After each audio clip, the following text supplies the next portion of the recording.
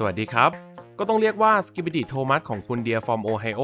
ได้รับการคัดเลือกอย่างถล่มทลายเลยว่ามีคนอยากดูอย่างมากครับผมก็เลยไปขออนุญาตคุณเดียฟอร์มโอไฮโอว่าสามารถลงคลิปได้ไหม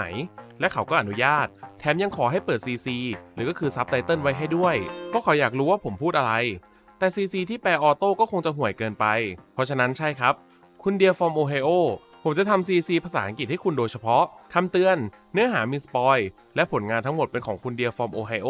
เปิดมาในฉากแรกเราจะอยู่ในห้องหนึ่งครับซึ่งห้องนี้จะดูคล้ายกับห้องศูนย์วิจัยประมาณหนึ่งเลยนะครับโดยที่เปิดมาแค่ฉากแรกเราก็จะได้เจอสิ่งที่น่าสนใจถึง3อย่างเลยทีเดียวอย่างแรกคือข้างประตูที่มีคำว่า Dear from Ohio เขียนเอาไว้ตรงข้างประตูตรงนี้จะมีภาพของ Skibidi Toilet อยู่ด้วยครับซึ่งมันก็เบลอมากพอสมควรเลยนะครับทำให้ผมไม่รู้ว่าภาพนี้เป็นภาพของใครและสิ่งที่น่าสนใจอย่างที่2ก็คือ Speaker Man ที่มายืนเต้นอยู่ข้างๆกับภาพนี้นั่นเองครับส่วนถัดมาใกล้ๆกับ Speaker Man ก็จะมี Camera Man ที่นั่งดูจอทีวีอยู่ครับโดยหลังจากนี้ตัวของ Point of View จะค่อยๆเลื่อนเข้าประตูมาเรื่อยๆโดยที่มันจะพังประตูแล้วก็ทะลุเข้ามาเลยซึ่งพอมันทะลุผ่านประตูเข้ามานะครับก็ทำให้ผมได้รู้ว่าแผนที่นี้เป็นแผนที่ของเกม Half-Life นั่นเองครับโดยที่ภายในห้องนี้จะมีสิ่งที่น่าสนใจทั้งหมดประมาณ3อย่างครับอย่างแรกเลยคือน้อง Camera Rover ครับที่กำลังวิ่งดุกดิกรอบเครื่องจักรตรงกลางอยู่โดยที่ภายในเครื่องจักรตรงกลางเนี่ยก็ยังมีคนอยู่ด้านในด้วยนะครับซึ่งเท่าที่ผมสังเกตดูเนี่ยเหมือนเขาจะหัวโล้นแล้วก็ผิวสีดำด้วยแถมตัวของเขานะครับก็เหมือนจะมีประกายสายฟ้าช็อตไปช็อตมาด้วยส่วนด้านบนทางซ้ายมือเราจะได้เห็นกับทอยเลทที่มีสปีกเกอร์แมนคนหนึ่งกำลังขับอยู่นั่นเองครับแล้วก็หล่นหายไปเลยหลังจากนั้นจะมีหัวขบวนรถไฟขึ้นมา1ขบวนและใช่ครับนี่ก็คือ Skibidi Tomas นั่นเองโดยที่ตัวของเขาเนี่ยก็จะออกมาร้องเพลง Skibidi Dop Dop Yes Yes แล้วก็โยกหัวไปโยกหัวมาเหมือนกับ Skibidi Toilet EP 1ยังไงอย่างนั้นเลยครับต่างกันตรงที่ Skibidi Toilet จะเป็นส้วมส่วน Skibidi Tomas จะเป็นรถไฟนั่นเองครับถัดมาใน EP ที่2ใน EP นี้แค่ฉากเปิดมาก็มีจุดที่น่าสังเกตเยอะแยะมากมายเลยครับโดยที่เปิดฉากมาเราจะอยู่ในชานชาลาของรถไฟนั่นเองครับโดยในฉากนี้ถ้าเกิดเรามองเผินๆก็คงจะไม่มีอะไรแต่ว่าดูด้านซ้ายมือสิครับเราจะเห็นนักเต้นคนหนึ่งที่มีหัวเป็นไก่และลำโพงที่เขาใช้เปิดเพลงเนี่ยก็ช่างเหมือนกับหัวของ Last Speaker Man มากๆเลยขยับมาขวามืออีกหน่อยตรงเสาตรงกลางเราจะเห็นคำที่เขียนว่าแพลตฟอร์ม9/3/4หรือก็คือชานชาลา9/3/4ในเรื่องแฮร์รี่พอตเตอร์นั่นเองโดยที่พาเราไปยังฮอกวอตส์นั่นเองครับและขยับมาด้านขวาอีกหน่อย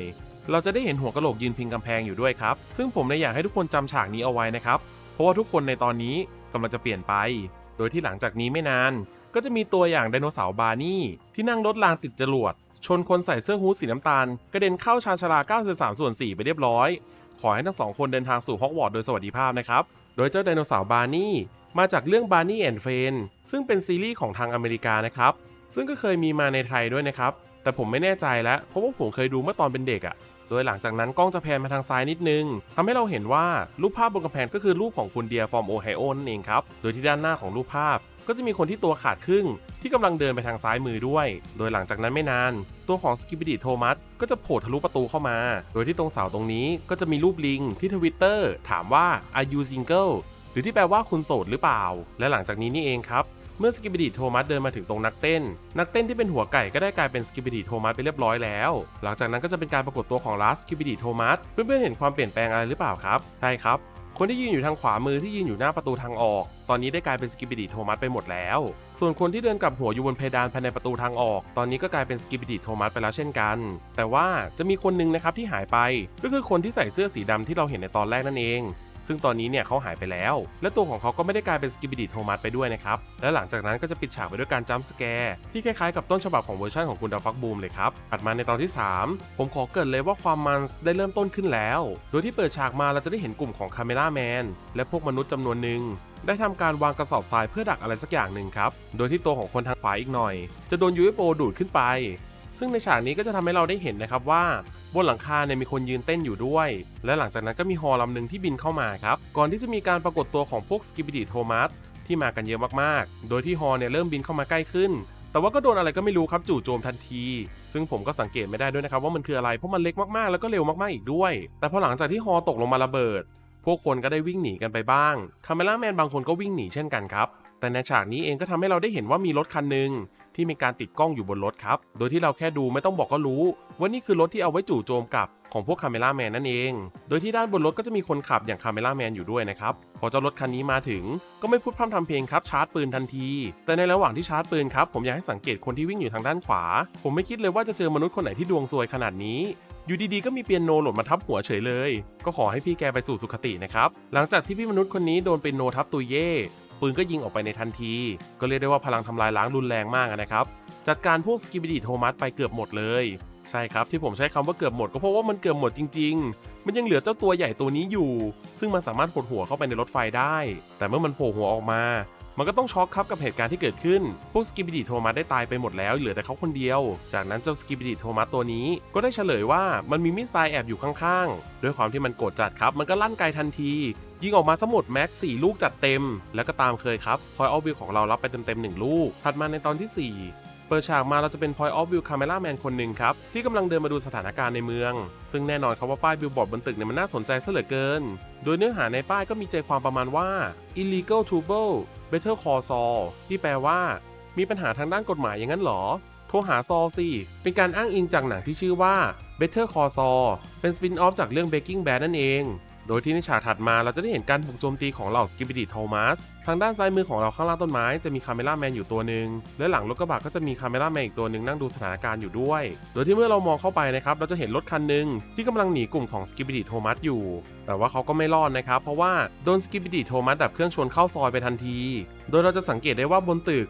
มีมนุษย์2คนที่กำลังยืนมองสถานการณ์อยู่ด้วยหลังจากนั้นก็จะเป็นการเปิดตัวเจ้าสไตรเดอร์คาเมล่าที่คราวนี้มาแบบตัวดำขึ้นกว่าเดิมดำกว่าต้นฉบับอีกแถมตอนยิงเนี่ยโอ้โหโคตรแรงเลยแรงจัดๆเรียกได้ว่าระเบิดภูเขาเผากระท่อมสุดๆแต่แล้วเพื่อนของเราที่อยู่ใต้ต้นไม้ก็ได้หันมาเตือน Point of View Camera Man ว่าเฮ้ยข้างหลังมีตัวอะไรก็ไม่รู้เมื่อ Point of View Camera Man หันกลับมาก็ได้เห็นสกิบิดิโทมัส1ตัวกำลังเดินเข้ามาครับผมหมายถึงกำลังเลื่อนเข้ามาน่ะและหลังจากนั้นเนี่ย Point of View Camera Man ของเราก็ต่อยไป1ทีแล้วก็เอาเท้ายันไปอีก2รอบก่อนที่จะมี Camera Man คนหนึ่งที่เดินมาครับเพื่อมาช่วยเราจัดการกับเจ้าสกิบิดิโทมัสโดยที่ผมก็ไม่แน่ใจนะครับว่าเจ้านี่มันเข้าไปทำอะไรแต่มันเหมือนเป็นการดึงที่บีบแตรทำให้ตัวของสกิบิดิโทมัสนั้นส่งเสียงแตรออกมาแต่ว่าดูเหมือนดึงครั้ง2ครั้งจะไม่พอก็ต้องมีครั้งที่3ครับก็เรียกได้ว่าทำให้เราได้รู้นะครับว่าเราจะสามารถจัดการกับเจ้าสกิบิดิโทมัสได้อย่างไรก็น่าจะเป็นด้วยการดึงที่บีบแตรนั่นแหละนะ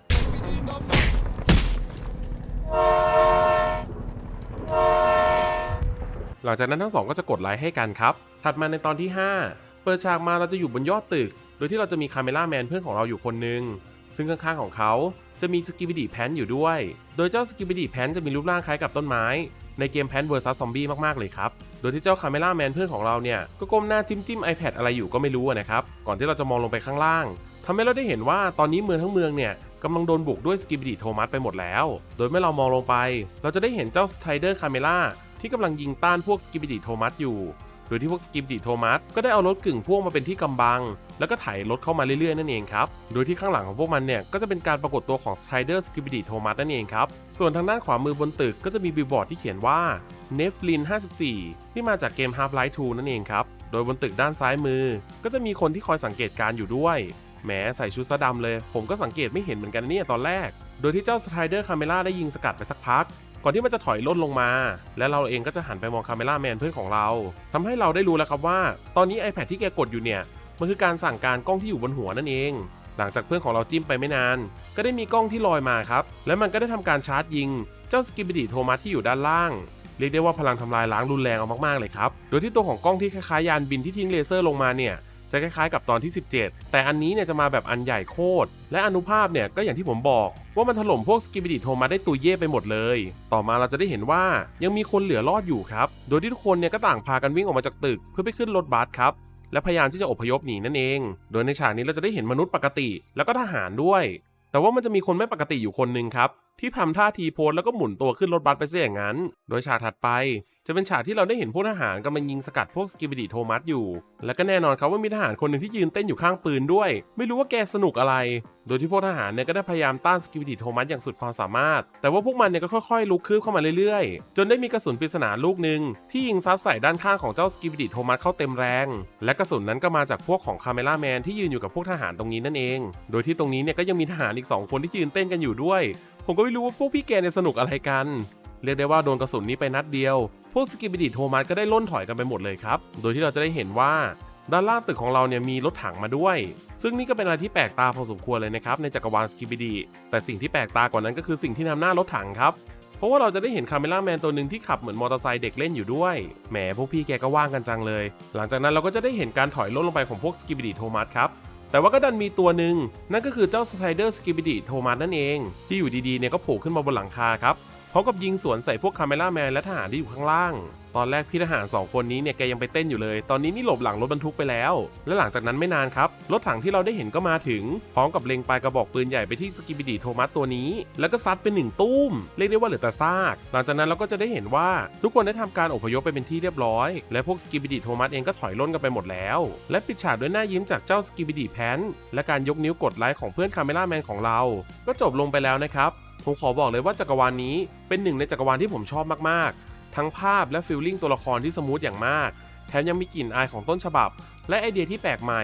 อย่างการเอาพวกสกิบิดิทอยเลทให้กลายเป็นรถไฟแทนผมถือว่าคุณเดียฟอร์มโอไฮโอเองก็มีไอเดียสร้างสรรค์อย่างมากเลยครับและถ้าเพื่อนๆชอบอย่าลืมไปกดติดตามและรอชมผลงานของคุณเดียฟอร์มโอไฮโอต่อนะครับ